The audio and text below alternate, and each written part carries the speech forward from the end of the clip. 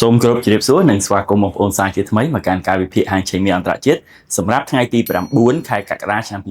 2026ហាងឆេងមាសនៅព្រឹកថ្ងៃទី9នេះគឺស្ថិតនៅលើតម្លៃអន្តរជាតិគឺ$4060នៅក្នុង1អោនដែលស្មើប្រហែលនឹងតម្លៃហាងឆេងមាសខ្មែរយើងគឺ$4981នៅក្នុង1តម្លឹងឬក៏$489នៅក្នុង1ជី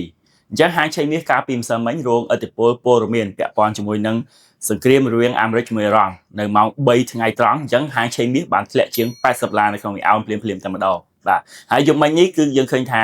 FOMC Minute Meeting ក៏បានបង្ហាញអំពីសញ្ញានៃការរក្សាអត្រាការប្រាក់និងមានសមាជិកធនាគារកណ្ដាលមួយចំនួនបង្ហាញចំហចង់ដំឡើងអត្រាការប្រាក់ផងដែរដូច្នេះហើយបានជាជំរុញឲ្យប្រាក់ដុល្លារមានភាពល្អនិងទាញឲ្យហាងឆេងមាសកាន់តែបន្តការធ្លាក់ចុះបាទឥឡូវយើងចូលដល់ការវិភាគបច្ចេកទេសនៅក្នុងការរងចាំទិញនិងលក់សម្រាប់ថ្ងៃនេះវិញម្ដងបាទអញ្ចឹងហាងឆេងមាសឥឡូវនេះយើងឃើញថាចាប់ផ្ដើមបកមករក bearish down trend វិញហើយនៅក្នុងទិសដៅចុះដូច្នេះអ្វីដែលល្អបំផុតដែលបងប្អូនអាចធ្វើបានគឺរងចាំលក់នៅពេលណាដែលទីផ្សារឡើងទៅរកតំបន់ resistance របស់យើង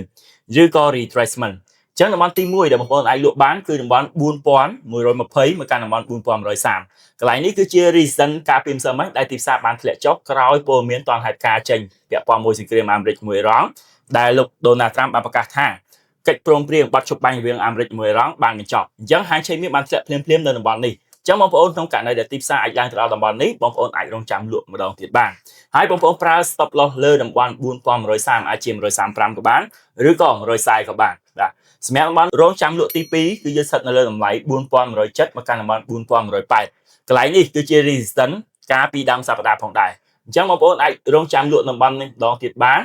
ប្រើ stop loss លើតំបន់4180អាចជា185ក៏បានឬក៏190ក៏បានឬក៏រងចាំឲ្យ candlestick bearish នៅតំបន់នេះហើយប្រើ stop loss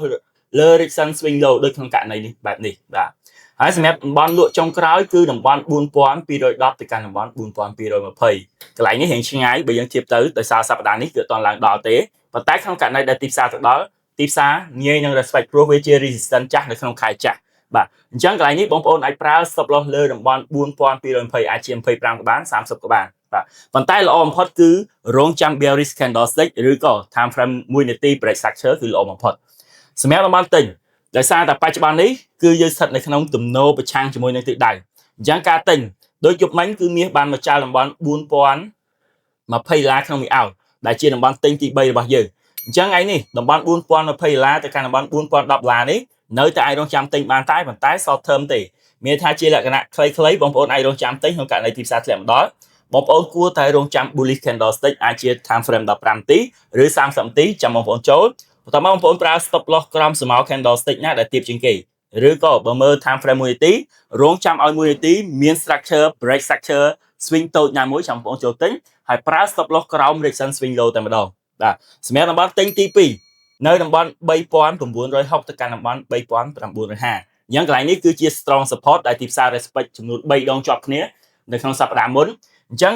តំបន់នេះនៅតែល្អក្នុងការរងចាំទិញទៀតហើយបងប្អូនប្រើ stop loss ក្រោមតំបន់3950អាចជាតំបន់3945ឬក៏40គត់ក៏បានដែរប៉ុន្តែល្អបំផុតគឺមាន bullish candlestick ចាំបងប្អូនចូលនៅតំបន់ទិញចុងក្រោយទីផ្សារអត់ទាន់ចុះដល់ទេប៉ុន្តែក៏ជាតំបន់ល្អនិងជា psychology level មានន័យថាជាតំបន់ដែលចិត្តសាស្ត្រដែលអ្នកទិញលក់គេនឹងរងចាំចូលទីផ្សារដូចគ្នាគឺតំបន់3900បាទអញ្ចឹងតំបន់3900ក្នុងករណីទីផ្សារចុះទៅដល់ទីផ្សារអាចនឹង respect តំបន់នេះអញ្ចឹងក្នុងករណីដែលទៅដល់ភ្លាមបងប្អូនកុំតន់ចូលទិញភ្លាមល្អបំផុតរងចាំឲ្យមាន bullish pattern ណាមួយអាចជា